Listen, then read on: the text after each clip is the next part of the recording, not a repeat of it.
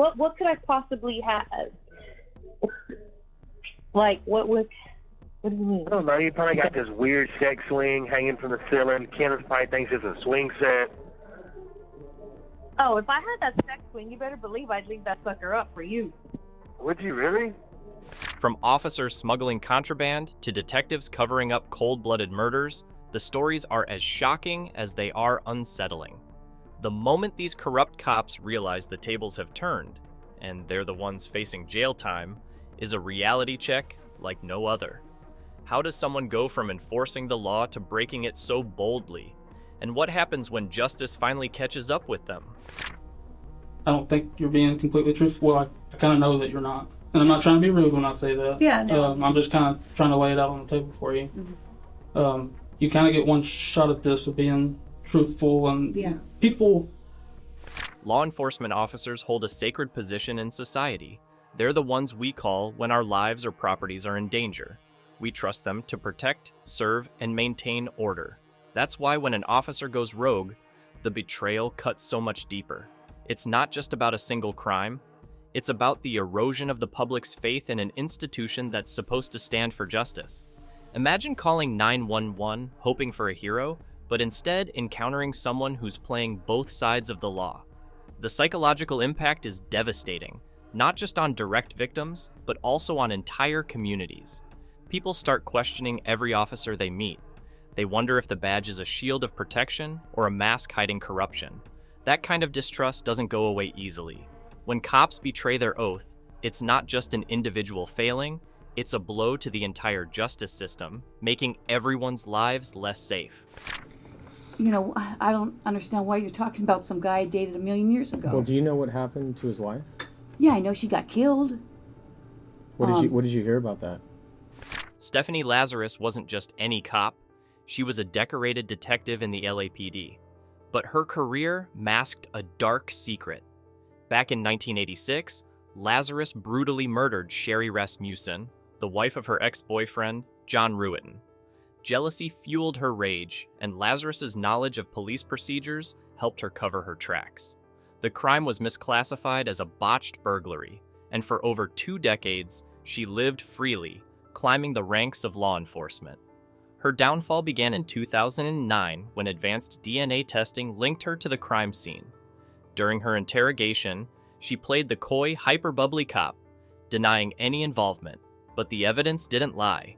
You could almost see the moment her facade cracked, her demeanor shifting from confident to cornered. When the net closed in, she realized her years of deception were over. The jury didn't buy her act either, sentencing her to 27 years to life. Talk about a badge of dishonor. Yeah. And honesty is the only thing that's going to help you with this. Mm-hmm.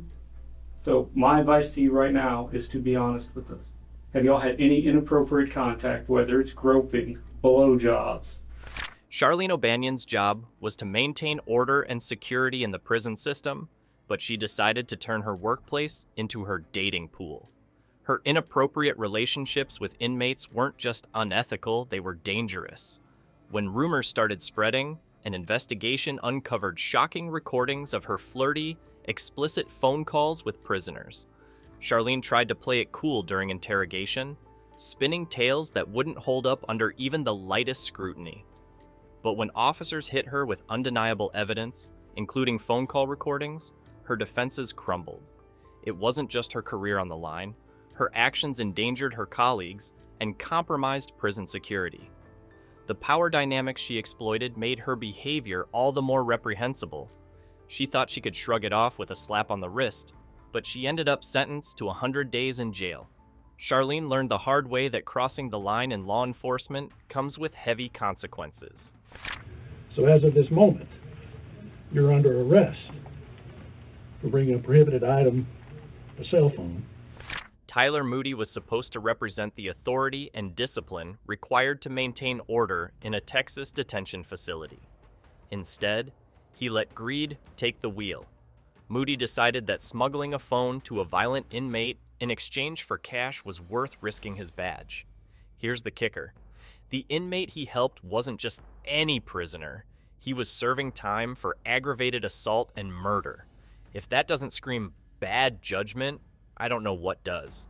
Moody's betrayal came crashing down when the contraband phone was discovered during a routine cell inspection. His response? Attempting to resign on the spot as if quitting would erase the crime. But his bosses weren't having it. They fired him on the spot, arrested him, and booked him into the same jail he'd worked in for nearly 3 years. The irony? He now knows firsthand what it's like to be on the other side of those bars. Actions have consequences, Moody. There's a peculiar moment when corrupt officers realize the jig is up. You can see it in their eyes during interrogations. At first, it's all bluster and denial. I don't know what you're talking about, or this is just a misunderstanding. But as the evidence piles up, the facade crumbles. Remember Stephanie Lazarus? One minute she was playing the bubbly detective, and the next, she was choking on her lies when DNA evidence tied her to the crime. The shift from cocky to cornered is as stark as flipping a light switch. For Tyler Moody, it was being stripped of his uniform in front of his peers and immediately arrested. Imagine knowing the jail you worked in is now your new home. That's a sobering reality. The emotional toll is immense. Facing the same conditions you once enforced? That's a level of poetic justice they probably didn't teach in the academy. Maybe. Because now Because I'm thinking I probably need to talk to a lawyer. Okay. I mean, Well, because I know how this stuff works, okay? Don't get me wrong, you're right, I have been doing this a long time. Yeah. And I wish I had been recording this because now it sounds like, there's... So why do some cops throw away their badges and reputations? The reasons are as varied as they are disappointing. Greed, desperation, emotional entanglements, or the simple allure of power. Tyler Moody's case was pure greed. Stephanie Lazarus? A toxic cocktail of obsession and jealousy. Charlene O'Banion? Emotional attachment has gone off the rails. But let's not ignore the elephant in the room, the culture within some law enforcement agencies. When you're part of a system that's more concerned about protecting its image than addressing misconduct, bad behavior festers. Accountability becomes optional, and corruption starts looking like a risk worth taking.